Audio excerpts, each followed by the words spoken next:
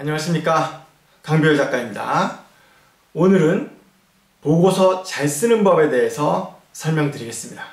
사실 이 책에서 가장 중요한 부분은 프리젠터 트레이닝입니다. 그러나 많은 분들이 관심을 갖는 것은 보고서 잘 쓰는 법, PPT 잘 만드는 법이라고 피드백이 들어옵니다. 왜냐하면 프리젠터 트레이닝 같은 경우에는 훈련을 통해서 실력이 향상되니까 많이 힘들어들 하세요.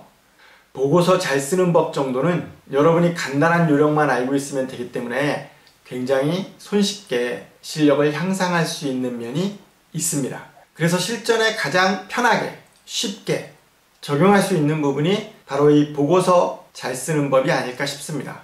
지금부터 보고서 잘 쓰는 법에 대해서 책 외적 내용 또 안에 있는 내용을 좀 더 편하고 자유롭게 설명드리도록 하겠습니다.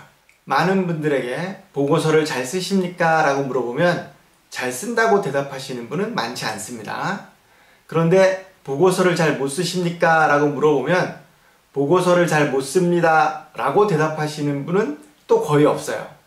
다시 말해서 내가 웬만큼은 쓴다 라고 생각하시는 겁니다. 자기 실력이 어느 정도 되는지를 모르기 때문에 정확하게 어느 정도 실력에서 향상이 필요한지를 잘 모르시는 겁니다. 그래서 지금부터 내가 보고서를 잘 쓰는지 못 쓰는지를 판단할 수 있는 기준 몇 가지를 알려드리겠습니다. 내가 보고서를 잘 쓰는지 못 쓰는지를 정확하게 알 수 있는 기준이 있습니다. 그게 뭘까요? 바로 속도입니다. 내가 보고서를 쓰는 속도가 내가 보고서를 쓰는 실력이에요. 다시 말해서 보고서 한 권을 쓰는데 걸리는 시간이 얼마나 드는가, 내가 다른 사람보다 얼마나 더 빨리 보고서를 쓸 수 있느냐가 보고서를 잘 쓰냐 못 쓰느냐를 결정하는 첫 번째 기준입니다.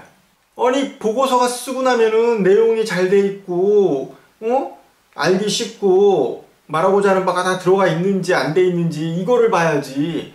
보고서 빨리 쓰는 게 그렇게 중요해? 중요합니다. 아주 중요합니다. 보고서를 작성하는 데 있어서 가장 중요한 포인트는 보고서의 내용을 잘 쓰는 것이 아니고 보고서를 얼마만큼 빨리 쓸 수 있느냐가 핵심입니다. 다시 말해서 내가 보고서를 쓰는 속도가 다른 사람이나 다른 사람의 기대에 못 미친다 라고 생각되신다면 보고서를 잘 쓰는 사람이 아니에요. 보고서를 잘 쓰는 사람은 보고서를 엄청나게 빠르게 씁니다. 그리고 아주 손쉽게 힘 안 들이고 작성한다라는 겁니다. 보고서도 결국 책이죠. 책을 쓸 때 가장 중요한 것은 어떤 내용을 담을지 주제를 결정하는 것과 그 주제를 어떤 식으로 담을 건지를 결정하는 목차를 정하는 겁니다. 그리고 작업에 들어가게 되겠죠. 이 두 가지 가장 중요한 기술이자 실력을 가름할 수 있는 방법이 관공서나 턴키나 기타 보고서를 쓰시는 분들에게는 필요하지가 않습니다. 왜냐? 이미 정해져 있어요. 입찰 안내서와 지침에 보고서의 목차가 정해져 있는 경우가 많습니다. 그러니까 목차를 정할 필요가 없죠. 두 번째, 주제도 정할 필요가 없습니다. 이미 보고서를 쓴다라는 것에서는 어떤 주제, 어떤 내용을 담으라고 결정이 되어 있기 때문에 책을 쓰는 데 있어서 중요한 두 가지 기준이 없는 거예요. 다시 말해서 기계적으로 주어져 있는 목차, 주제를 가지고 보고서를 쓰면 되는 거기 때문에 얼마나 기계적으로 빨리 쓰느냐가 굉장히 중요한 포인트입니다. 혹시라도 이 속도의 중요성에 대해서 모르고 계신 분들이 있다면 지금이라도 생각을 달리 하셔야 됩니다. 내 보고서 쓰는 실력은 내가 보고서 쓰는 속도다 라고 생각하셔야 돼요. 이게 왜 중요하냐? 턴키 같은 경우에 타사 질의답변이나 공통질의답변서, 답변서를 제출하라고 합니다. 이때 주어지는 시간이 굉장히 짧아요. 사실 그렇게 짧지도 않은데 많은 사람들이 시간이 부족하다고 느껴서 밤새고 또 막 시간에 쫓겨가지고 막 편집 넘기고 이런 식으로 작업이 이루어집니다. 이런 팀 치고 제대로 된 보고서를 작성해내는 팀이 거의 없어요. 다시 말해서 타사질의, 공통질의를 받고 빨리 보고서를 써서 만들어 놓을 수 있는 능력이 필요한 겁니다. 두 번째, 시간이 많다고 해서 절대로 보고서의 내용이 좋아지지 않습니다.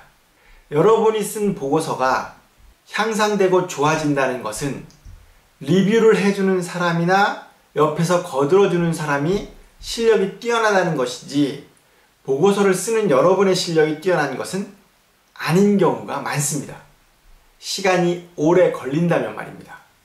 세 번째, 시간이 오래 걸리는 이유가 뭐냐라는 겁니다. 대부분 시간이 오래 걸리는 이유는 내용 파악을 잘 못해서 그렇습니다.